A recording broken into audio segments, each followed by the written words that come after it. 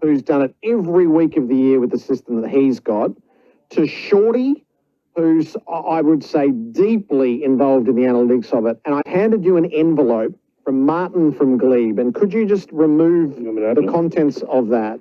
Welcome to Shorty Supercoach. Let's take a look at the Brownlow. Now, it's tough times at the Shorty household. We are in isolation, had a few cases at work.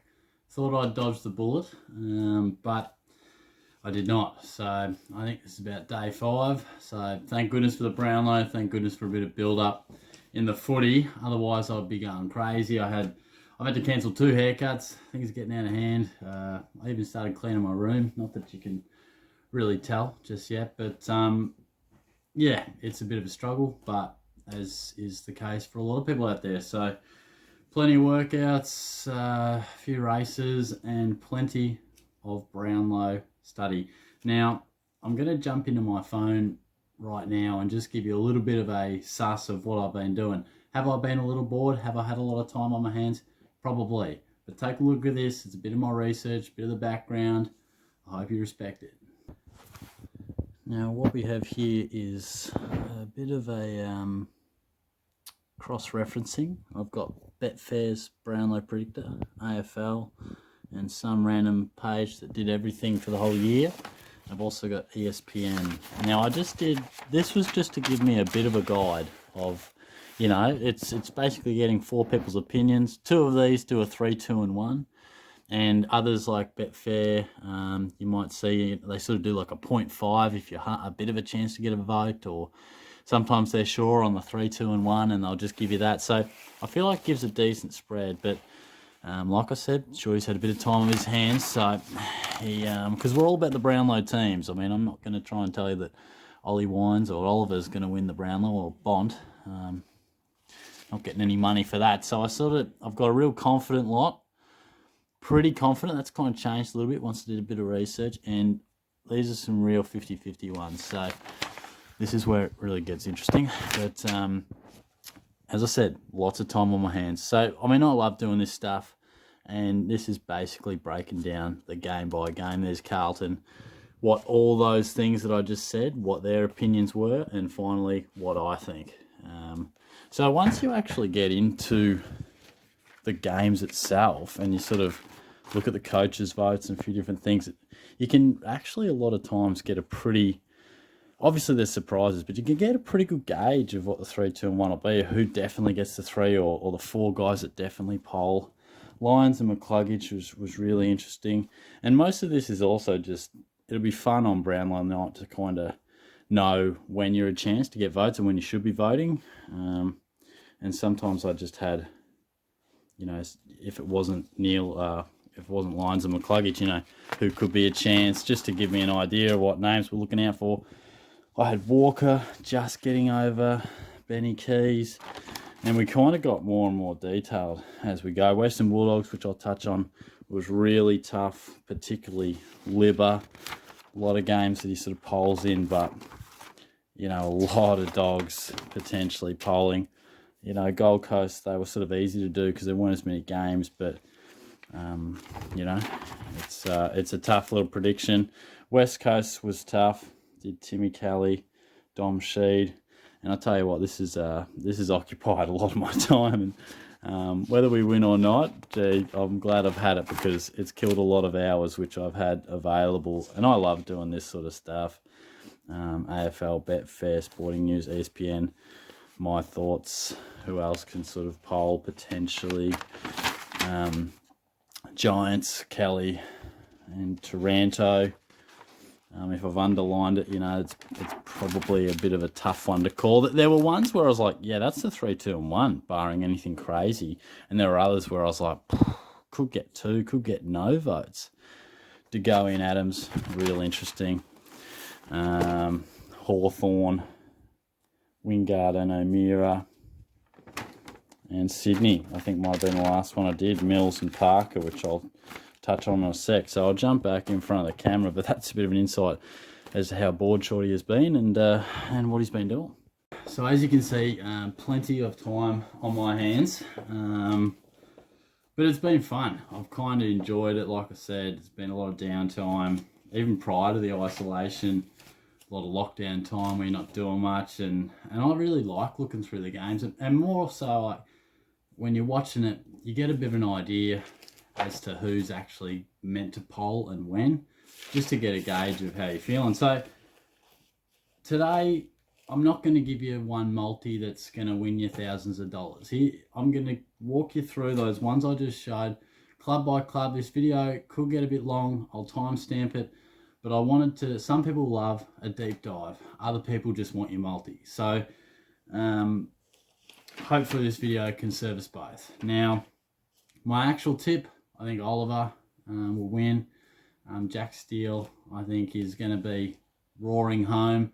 You can get about $1.50 for the most votes in the back half. Not a bad one there. Gamble responsibly. But the beauty of the Brownlow teams is that you can multi them up. And there's not many, we look at horse racing, we try and pick who's going to kick the first goal of the grand final. The Brownlow is a race that's already been won. It's almost like you can get all the horses sectionals or the this or that.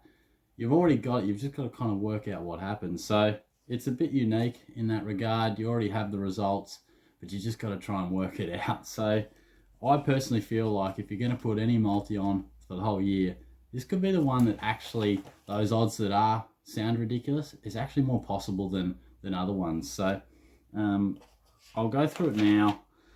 And basically I've put on probably 10 to 15 multis, and I've spent under $200. So that gives you an idea of, I don't bet that much. And if you only want to put 20 down, please just put 20 down. So, but what I have done is tried to build the majority of the multis around my confident 9. The 9 guys that I reckon are really, really confident, and that multi's not going to get you stacks, but you can add little variations to it, some guys with a bit of value, which I'll go into, and that can beef it up a little bit. But what you'll see, everyone, they go, oh, I got a multi, if I get this up, it's going to pay me $90,000. Don't look for that, because it won't happen. They all can happen, but you're not going to pick 18 legs. You're not going to pick 17 team winners. Some might be a draw, which will slash your winnings in half.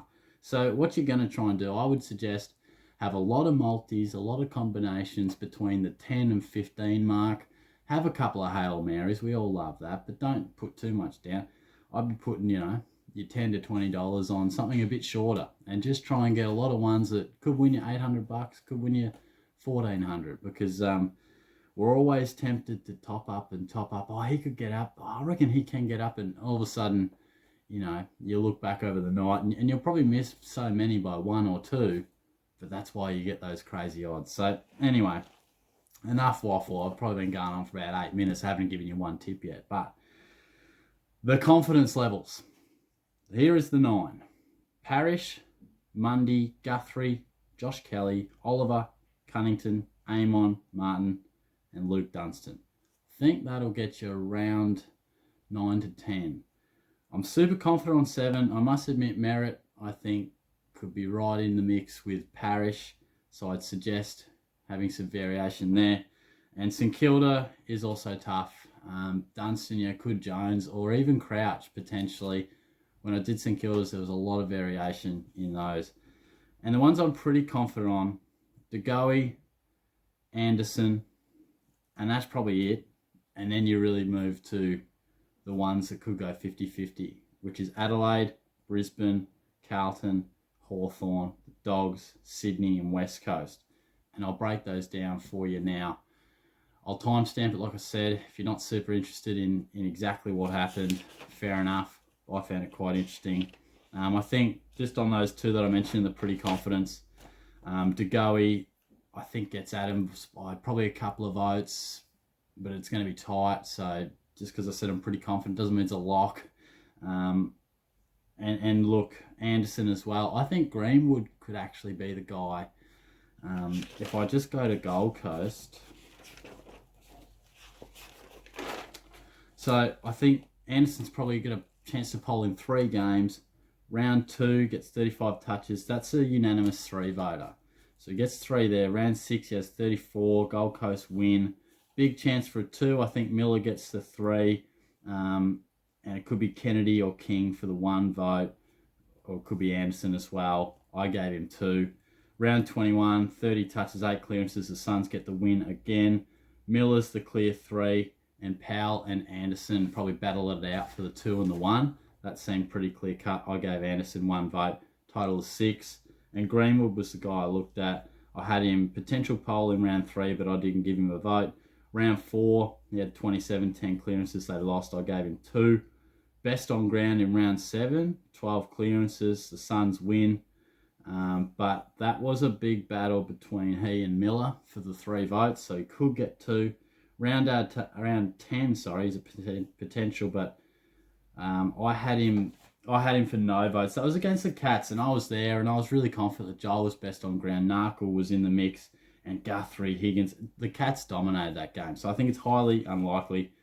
I have Greenwood on the 5 votes, so Anderson 6-5. I know it doesn't look confident when you win by a vote, but I think Anderson, potentially could poll 7. Greenwood could potentially poll 4. I don't see a way that Greenwood gets over the top of him. Worst case scenario could be a draw.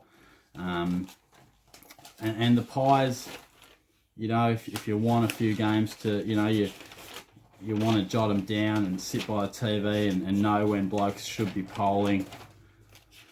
Let's have a little bit of a look, hey. When did I do the Pies? Gee, I've got a lot of shit going on here. I had, and there's a few games here, so I won't go through it. Adams, potential polling in round 2, 10, 15, 16, 17, 21 and 23. I think he's best on ground in round 17, best on ground in round 2, and right in the mix round 15. I had him on 9 votes. DeGoey, round 2. That's when he kicked 4 in the first half, and I thought he was a good Supercoach selection. That changed.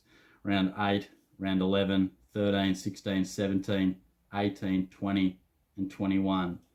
And DeGoey's probably, he's going to finish strong. We all know that from a Supercoach perspective. And the key for him, there's a few that were really tricky, but I think the key for him is being best on ground in round 13, best on ground in round 20. Could steal side bottoms, take that away from him. We'll have to wait and see. And I think it's important that he can maybe steal a vote in round 2 and maybe a couple in round 8. So I had him finishing on 10 votes. So that's what I mean. It's not so much the final vote tally, but a couple of could go this way, could go that way. But I do feel pretty confident on DeGoey getting the job done there. Where shall we go to next? I might just work through as I've sort of flicked the pages over. So that's a bit of an example of what I'm going to do. If it's not your cup of tea, I'm sorry. It's sometimes a little detail, but for those who really want to keep a keen eye on the Brownlow, this one could be you. Carlton, I think it's out of Mackay, Kerner and Cripps. Really low confidence levels on this one. I'd suggest only doing this sort of variation in a couple of your bets. I had Cripps just on the 4 votes. I think he gets 2 in round 11, 2 in round 3.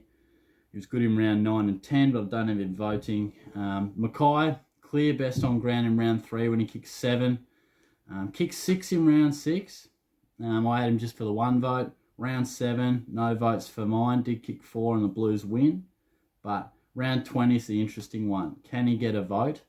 I've got him 1 vote. But Silvani could be the threat for the 1 voter. And I've actually got Ed Curnow winning Carlton's. So I've got Mackay on 5 votes. Could be 4 if Silvani pinches it. I've got Curnow on 6. Now, Curnow I think is a clear best on in round 4. 32 touches, 8 clearances. Round 7, I've got him for 1 vote. No votes in round 10. But round 23 is the one. 25 touches, he kicks 4, but they lose. And AFL had him for no votes. Betfair 2. Sporting News 1. ESPN had him amongst the best. So I've landed with 2 votes, but Callan Ward's around the mark, Josh Kelly's around the mark. We just need him to get 2 or 3, and I think Curnow's got it. So I think he's second favourite at the moment. Not super confident, but I've gone Curnow. Really interesting with Brisbane. They're probably the ones I don't want to play with much because I think Lions is probably the shortest favourite that I've got the least amount of confidence in. I think it's $1.40, but I think he should be around the 2s. Now, I think McCluggage and Lions go right down to the wire. I won't bore you with all the games because there's a massive amount of games.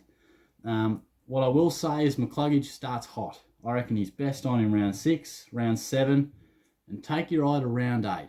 Now, I had Lions on 18.5. Why did I get a 0.5? I'm about to tell you. And I had McCluggage on 17.5. And the reason I ended up with a 0.5, because round 8, I could not split it. I went back and listened to stuff, coaches' votes, match reports, couldn't split it. Round 8, Lions and McCluggage are best on a piece. Now, if one of them, whoever gets the 3 in that game, going a long way. It's a 2-vote turnaround in essence, and I think that's going to go a long way to deciding this one. My suggestion would be chuck McCluggage in at about, I think it's $3 in a couple of multis. Not many, but I think it might be a bit of fun to barrack for old Hugh. See how he goes. Now, Adelaide, really interesting. You've got Keys, who is a potential polar in just about triple the amount of games that Walker is, but Walker starts like a house on fire, as we know. Best on ground in round 1, best on ground in round 3. Is he best on ground in round 2? I've given him the 3. I think it was Isaac Heaney might be a potential chance. I think they lost to Sydney just. So if you tip Walker, which I have, I've got Walker on 10 votes. I've got Keys on 8 votes. Your keys for getting Walker over, pun intended, your key to getting Walker over the line is getting the 3 votes in round 2. So if you're watching on, make sure you're barracking hard for that one. And then cast your eye to round 19 or even round 11. They're ones where I reckon he's genuine 50-50. I've got him for no votes in round 11. I've got Rewalt to get 3, Cochin to get 2. And that's one where I've given Keys the 1 vote there. But Walker's in the mix. I've actually given Walker 1 vote in round 19, which was against the grain for a number of the predictors. But I think Laird gets 3.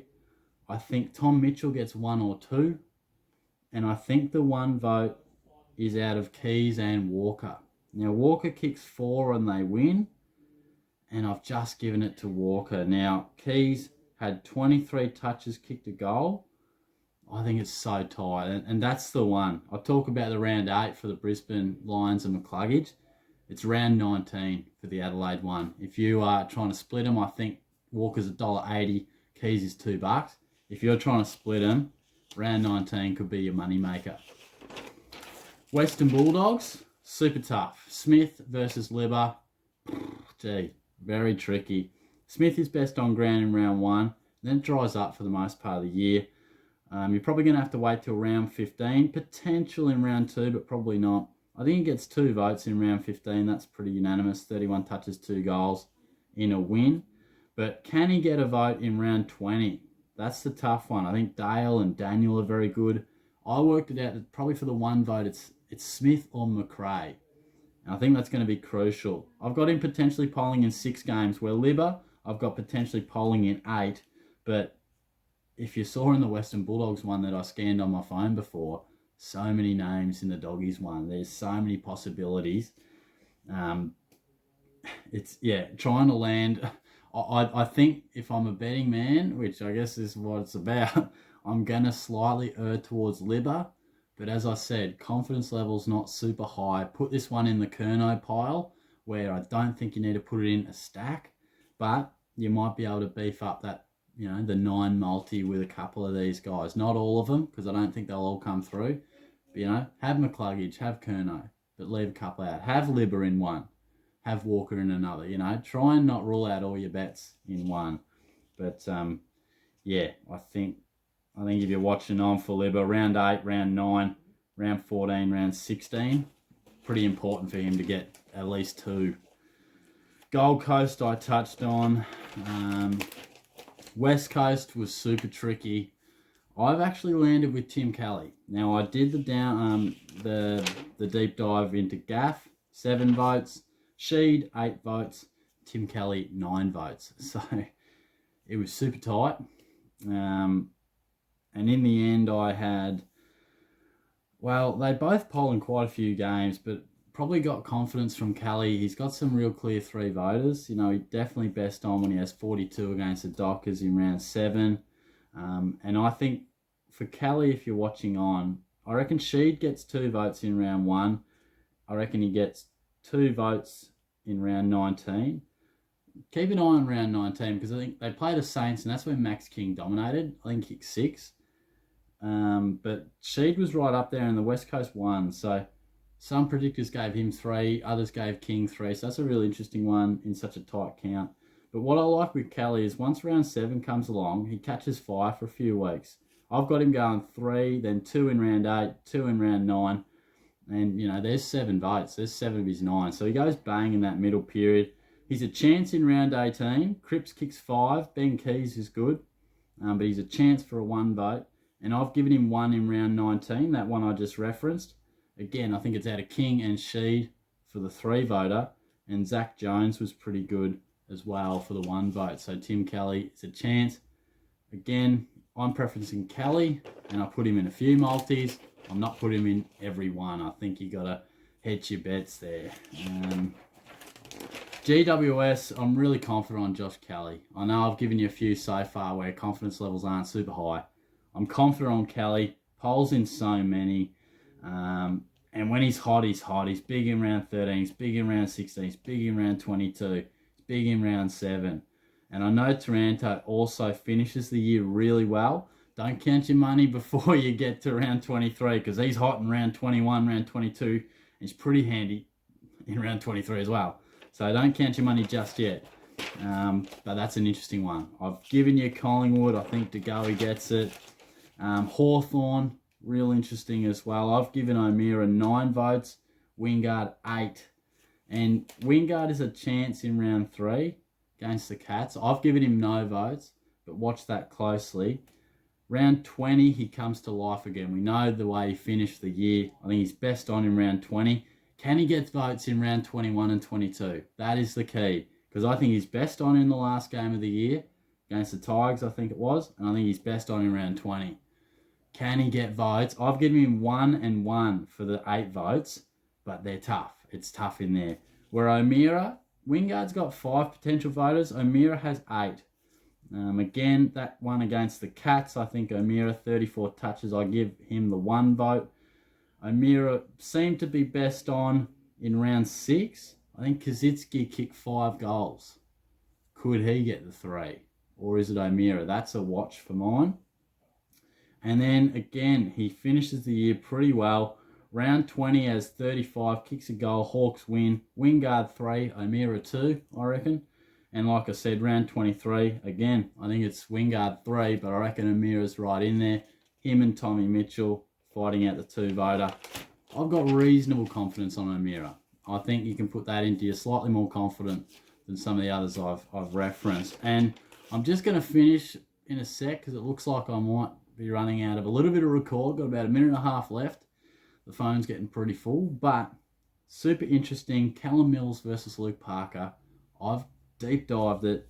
I've given it to Callum Mills. Now, Parker polls in a lot more, but he's got a lot of 1 voters and he's got a lot of chance for votes. But when I've looked into it, I've given a few zeros. So Mills is best on in round 1. Have a look at round 4. Really interesting. Can Mills poll? It's a key one if he can.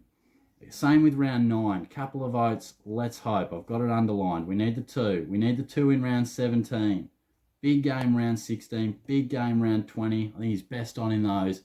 He has some big games. I've got him for mainly 3s and 2s. Parker, certainly a lot of a hot finish there. But after round 11, I've only got Parker polling in 1 game and potentially polling in about 6 or 7. I've got him best on in round 4. So watch, if you want a bit of a guide, look at Luke Parker after round 11. If he's only on 3 or 4, we're looking good if you back Millsy in. I'm backing Mills. I think he's the best value out there, $2.50. So that'll wind me up. I've got about 20 seconds left on this thing. So happy punting. I hope you go all right. Let's see how we go. Bit of a deep dive. I'll timestamp it. I'll talk to you guys soon. Hopefully we can score a couple of multis and come through nicely. But thanks again. I'll chat to you guys soon. Cheers.